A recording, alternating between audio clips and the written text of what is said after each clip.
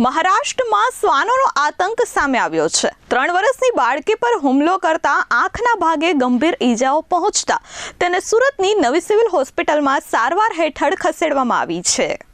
દિવસે ને દિવસે શ્વાનોનો આતંક યથાવત જોવા મળી રહ્યો છે। ખાલી સુરત જ નહીં પરંતુ મહારાષ્ટ્રમાં પણ રખડતા શ્વાનોનો આતંક સામે આવ્યો છે। મહારાષ્ટ્રના વતની કાંતિલાલની 3 વર્ષની દીકરીને શ્વાને ગંભીર રીતે બચકા ભર્યા હતા। આંખ પર અને ગળાના ભાગ પર ગંભીર રીતે શ્વાને બચકા ભરતા તેને સારવાર માટે સુરતની નવી સિવિલ હોસ્પિટલમાં લાવવામાં આવી હતી, જ્યાં ઓપરેશન થિયેટરમાં બાળકીને ખસેડવાની નોબત પડી હતી।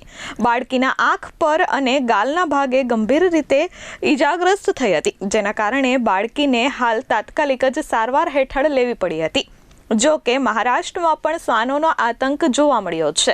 અત્રે ઉલ્લેખનીય છે કે સુરતમાં પણ રખડતા શ્વાનોના કારણે ઘણી બધી વખત લોકો ભોગ બનતા હોય છે।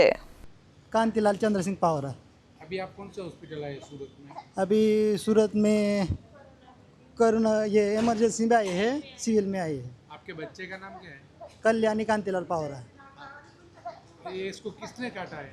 कुत्ते ने काट लिया है, कितने कुत्ते ने काटा है? एक ही कुत्ते ने कहाँ काटा, पे काटा था? वो घर में घर में। ये आँख पे काटा? आँख पे काटा है। कितने टाँके आए? वो तो ताकि ये मैं गिना नहीं, अभी तो हम थोड़ा दिक्कत में हैं। कब आए थे सिविल हॉस्पिटल में? वो 14 तारीख को आए थे। बच्चे की उम्र कितने साल? 3.5 बरस की, 3.5 बरस की। Bureau report S24 news Surat.